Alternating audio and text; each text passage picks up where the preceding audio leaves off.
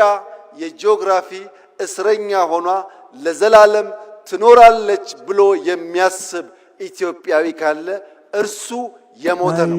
ኃይል ባህሪ አብ ቀይሕ ባህሪ አብ ወሽመጥ አደን ከተቀምጥ ኢልካ ዝረብ ዘሎ ዘረባታት ካል ዳይሜንሽን ሳሎ ከዚህ ባህር ጋራ የታሪክ ትስስር አለን። የታሪክ ትስስር አለን ስንል ይሄ ባህር እኛ ጋር ነበረ። ይሄ ባህር አሰብ ነው የነበረው። Assab is a small and quiet port town in the south of Eritrea, next to the Red Sea. Before, it was very important for Ethiopia because it was their way to reach the sea. የባህር በር በተለይም የአሰብ ጉዳይ አሁን መነጋገሪያ ሆኖ ቀጥሏል። በኢትዮጵያ መንግስት ከፍተኛ ባለስልጣናት በኩል ጥያቄዎች ይነሳሉ፣ በኤርትራ በኩል ደግሞ ምላሾች ይሰጣሉ። ነገሮች በዚህ መልኩ ቀጥለዋል። በሁለቱም አቅጣጫ የባህር በር መውጫን ማዕከል ባደረገ መልኩ ታሪክ፣ ፖለቲካና ኢኮኖሚ በብዛት አስተያየት እየተሰጠበት ነው። የቃላት ምልልሱም ቀጥሏል። ኤርትራ በማስታወቂያ ሚኒስትሯ የማነ ገብረ መስቀል በኩል እርሳቸውን በሚመሩት መስሪያ ቤት ወገን ምላሾችን እየሰጠች ነው። በኤርትራ በኩል እየታዩት ያሉት ምላሾች በኢትዮጵያ ባለስልጣናት በኩል ጥያቄዎች የሚጠየቁባቸው ናቸው። የትግራዩ ጦርነት አብቅቶ በፕሪቶሪያው የዘላቂ ግጭት ማቆም ስምምነት ማግስት በባህር በር ጉዳይ ጠበቅ ያለ ጥያቄ ያነሱት ጠቅላይ ሚኒስትር አብይ አህመድ ትናንት ምሽቱን ከዚህ ጋር የተያዘ ሐሳብ አንስተዋል። ጠቅላይ ሚኒስትሩ የመደመር መንግስት የሚለው መጽሐፋቸውን ባስመረቁበት ወቅት ባደረጉት ንግግር የባህር በር መውጫን ጉዳይ አንስተው ጠንከርና ጠጠር ያለ መልእክት አስተላልፈዋል። ጠቅላይ ሚኒስትሩ በዚህ ምሽቱ ንግግራቸው ኢትዮጵያ ህጋዊ በሆነ መንገድ የባህር በር አማራጭ እንዴት ታገኝ በሚሉ ሐሳቦች ዙሪያ ላለፉት 5 ዓመታት ብዙ ጥረቶች ስናባብል ቆይተናል። ነገር ግን ሊያሳካው አልቻለም። የባህር በርን የማግኘት መብትና ሁናቴ በህጋዊ መንገድ መኖሩን መረዳት የሁሉም ኢትዮጵያዊ ድርሻ ነው። ይህንን ሁሉም ዜጋ መቀበልና ለዚህም ዝግጁ መሆን አለበት። ኢትዮጵያ መውጫ መግቢያ በሯን ታበጃለች። ይህ ጉዳይ የማይቀር ነው። ይህ ሲሳካ ምናልባት እኛ ላንኖር እንችላለን። ነገር ግን ልጆቻችን በተዘጋ ሀገር ውስጥ የሚኖሩ ድሆች ሳይሆኑ የታሪክ ሰሪ ልጆች ሆነው ከራሳቸው አልፈው ሌሎች ሀገራትን የሚያግዙ ይሆናሉ ብለዋል።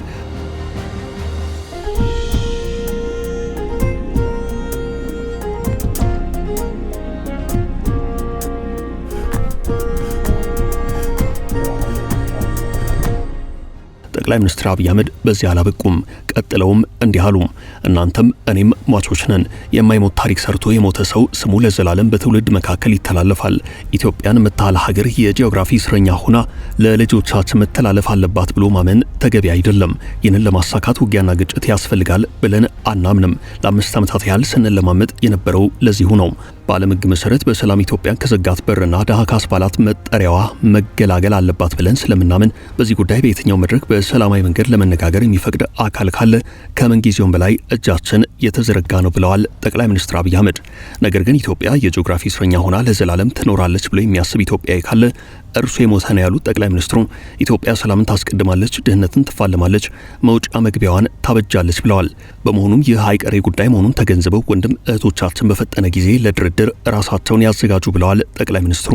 ከተወሰኑ ጊዜያት ወዲህ በኢትዮጵያ ባለስልጣናት በኩል የባህር በር ጉዳይ ጠበቅ ብሎ ሲነሳ ስም ባልተጠቀሰበት ሁናቴ ሳይቀር ኤርትራ እኔ ነው በማለት ምላሽ ስትሰጥ ትታያለች። ኤርትራ ገዢውን ብልጽግና ፓርቲ እንዲሁም ሰፋ ባለመልኩ ደግሞ ኢትዮጵያ መንግስትን አጥብቃ ተወቅሳለች። የኤርትራ ማስታወቂያ ሚኒስቴር የኢትዮጵያ ገዢ ፓርቲ ባለስልጣናት በባህር በር ዙሪያ የሚያራምዱት ትርክት ቢራቢሮ መቀመጫዋ መሸፈን ሳትችል መሬት ተሸፍናለች የሚለውን ሀገራዊ ብሂል የሚያስታውስ ነው ብሎታል።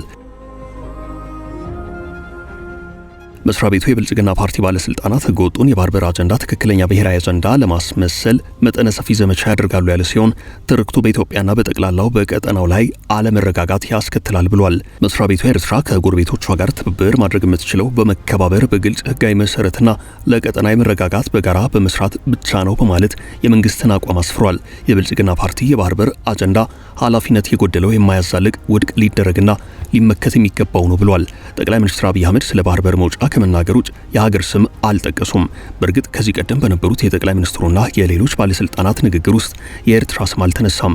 ኤርትራ በአንጻሩ የኢትዮጵያ ባለስልጣናትን ንግግር በመከታተል እግር በእግር ምላሽ እየሰጠች ነው። እስካሁን ባለው ሁናቴ በኢትዮጵያ ወገን በአሰብ ወደብ ላይ ህጋዊና ታሪካዊ ጥያቄ ያለ መሆኑን በግልጽ ስም ጠርተው ሲናገሩ የተሰሙት በመከላከያ የውጭ ግንኙነትና ወታደራዊ ትብብር ዋና ዳይሬክተር ሜጀር ጀነራል ተሾመ ገመቹ ናቸው። ከታሪክ እስከ ዓለም አቀፍ ሕግጋትና በተለይ ደግሞ አሰብ ከኢትዮጵያ እጅ የወጣበትን የታሪክ አጋጣሚ ሳይቀር በምክንያትነት አጣቅሰው መልእክት አስተላልፈዋል። የጀነራሉ ንግግር በርካቶች የሚያስታውሱት ነው። ጀነራሉ ከጥቂት ሳምንታት በፊት በሰጡት አስተያየት በስሱም ቢሆን ወዳጆቻችን የባህር በርን በተመለከተ ግልጽ የሆነ እይታ እንዲኖራቸው ስራዎችን ሰርተናል። ግልጽ የሆነ እይታ እንዲኖራቸው ማለት የባህር በር እየጠየቅን ያለነው ዝም ብለን ከመሬት ተነስተን አይደለም በሚል ነው። የባህር በር የምንጠይቀው ምክንያታዊ በሆኑ ወሳኝ ነጥቦች ላይ ተመስርተን ነው ብለዋል። ጀነራሉ ቀጠል አድርገው ጥያቄው እንዲነሳ ያደርጉ ነጥቦችንም ዘርዝረዋል። የመጀመሪያው ከቀይ ባህር የታሪክ ትስስር ያለን በመሆኑ ነው። የታሪክ ትስስር የምንለው አሰብ የሚገኘው በቀይ ባህር ላይ በመሆኑ ነው። እንደሚታወቀው ኤርትራ የኢትዮጵያ አካል በነበረችበት ወቅት አሰብ ራሱን የቻለ ራስ ገዝ ነበር።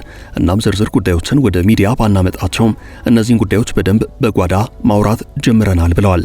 ሌተናል ጀነራል ተሾመ ገመቹ ቀጠል አድርገው እዚህ ባጭሩ ጥያቄ ስናነሳ ታሪክ ስለሚያስተምረን ነው። የባህር በርን ጉዳይ ስናነሳ ጥያቄው የሚነሳው በዚህ ብቻ አይደለም ብለዋል። ነገሩን ከታሪክ ባሻገር ከዓለም አቀፍ ሕግ አንጻር ስናየው ሕጉ የእኛን የባህር በር ባለቤትነት ማግኘት በሚገባ የሚደግፍ ሆኖ እናገኘዋለን ብለዋል። ጀነራሉ የባህር በር ጥያቄው ሲነሳ ከሕግ አንጻር ብቻ ሳይሆን ሌላም መነሻ ምክንያት እንዳለው ጭምር ያስረዳሉ። እንደሚታወቀው ይህ ባህር ወደ ሌላው አካል ሲሄድ አሳልፎ የሰጠው በጊዜው የነበረው የሽግግር መንግስት ነው። ይህንን ጉዳይ ከሕጋዊነት አንጻር ካየነው የሽግግር መንግስት በሕዝብ ያልተመረጠ በመሆኑ ያንን የማድረግ ስልጣን የለውም። በመሆኑም ወዳጆቻችን ይህ የራሳችሁ ድክመት ነው ብለው ጭምር ያነሱ ነበርም። በአሁኑ ሰዓት በእኛ በኩል የባህር በር ያስፈልገናል የሚለውን ጥያቄ ስናነሳ ጥያቄው እንዲሁ ዝም ብሎ እየተጠየቀ ያለ ባዶ ጥያቄ እንዳልሆነ ለሌሎች በሚገባ ለማስረዳት የተሰሩ ስራዎች አሉ ብለዋል።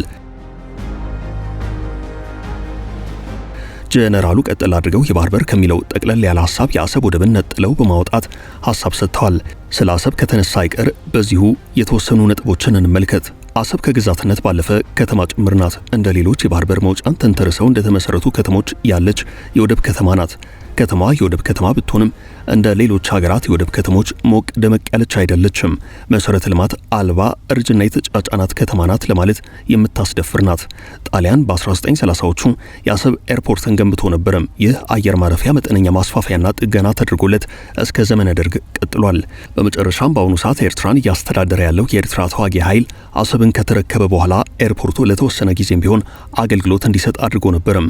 ከዚያ በኋላ ግን ጥገናዎች ሊደረጉለት ስላልቻሉ ቢያንስ በነበረበት መቀጠል አልቻለም። በመሃል የአረብ አብዮት ተነሳም። ከአልጄሪያ እስከ ሊቢያ እንዲሁም ከየመን እስከ ሶሪያ የአረብ ሀገራትን አዳረሰም።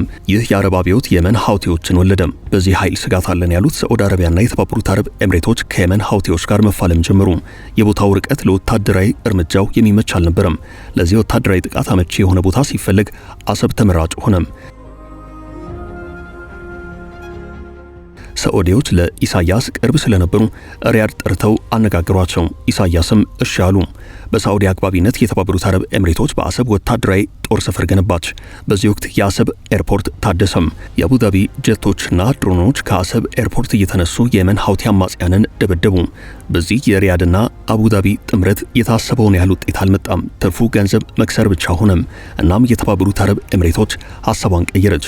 ከአሰብ እየተንደረደርኩ የመንን የምደበድብበት አካሄድ አላዋጣኝም አለች። በጊዜው ከአሰብ ሲወጡም በረብጣ ዶላር የተገነቡትን ወታደራዊ መሰረተ ልማቶች ለኤርትራ በመተው አልነበረም።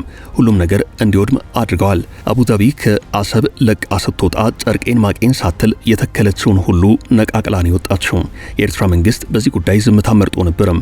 አሶሲኤትድ ፕሬስ በዚህ ጉዳይ ኤርትራንም ሆነ የተባበሩት አረብ ኤምሬቶች አመራሮችን ለማናገር ሙከራዎችን ቢያከናውንም በሁለቱም አቅጣጫ ትብብር አላገኘም። በዚህ ቢያንስ በወታደራዊ መሰረተ ልማት ደረጃ በጥቂቱም ቢሆን ቀና ማለት ጀምራ የነበረችው አሰብ መልሳ ተኝታለች። ከዋና ከተማ አስመራ በብዙ ኪሎ ሜትሮች ርቀት የምትገኘው አሰብ ብዙ ሕዝብ የማይኖርባት ጭርታ የሰፈነባት ከተማ ናት።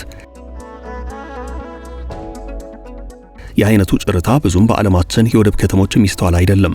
ኤርትራ በሰፊ ርቀት የሚገኙ ሁለት ወደቦች ማለትም አሰብና ምጽዋ የተሰኙ ወደቦች አሏት።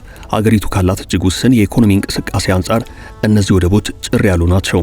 ከአሰብ በተሻለ የምጽዋ ወደብ የአገሪቱን የወጪ ገቢ አገልግሎት የሚያስተናግድ ነው። የአሰብ ወደብ በአንድ በኩል ከአስመራ ከተማ በብዙ ኪሎ ሜትሮች ርቀት መገኘቱ፣ በሌላኛው ማዕዘን ደግሞ አሁን ካለው የኤርትራ ኢኮኖሚ ውስንነት አንጻር በአንድ ጊዜ ሁለት ወደቦችን ሊያስጠቅም የሚችል ነባራዊ ሁናቴ የለም። አሰብ ስራ አልባ የተተወ ወደብ መሆን ግድ ብሎታል።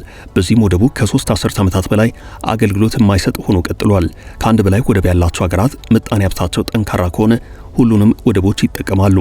የኢኮኖሚ እንቅስቃሴያቸው ውስን ከሆነ ደግሞ ወደቦቹ ለዓለም አቀፍ የመርከቦች ትራንዚት ጭምር ጥቅም ላይ ይውላሉ። በአሰብ ይህ ዓለም አቀፍ የወደብ አሰራር የለም። ኢሳያስ ለዓመታት አሰብን ጥርቅም አድርገው በመዝጋታቸው ከባድ የእርጅና ውድመት ደርሶበታል። አሰብን የተመለከቱ ሰዎች አሁን ካለው የሀገራት የወደቦች ግንባታና የቴክኖሎጂ ሁናቴ አንጻር እንዲህ በቀላሉ ማልማት እንደማይቻል ይናገራሉ። ለመልሶ ማልማት ቢሊዮን ዶላሮች ያስፈልጋሉ። የተለያዩ ሀገራት ወደቦችን የሚያለሙት በዓለማችን ያሉ ግዙፍ ኩባንያዎች ሳይቀሩ ፊታቸውን ወደ አሰብ ማዞርን አልመረጡም። ኢሳያስ በዚህ አቅጣጫ ፍላጎት ያላቸው አይደሉም። እናም አሰብ ከተማ እስከነ ወደቡ ዛሬም ድረስ የተተወ ግዛት ሆኖ ቀጥሏል። ሆኖም ከተወሰኑ ጊዜያት ወዲህ የሚወጡት መረጃዎች ደግሞ የኢትዮጵያ መንግስትን የወደብ ጥያቄ ድምጽ ከፍ እያለ በመሄዱ ስጋት ያደረበት የኢሳያስ አፈወርቂ አስተዳደር በአካባቢው ጠንከር ያለ ወታደራዊ እንቅስቃሴ እያደረገ ነው።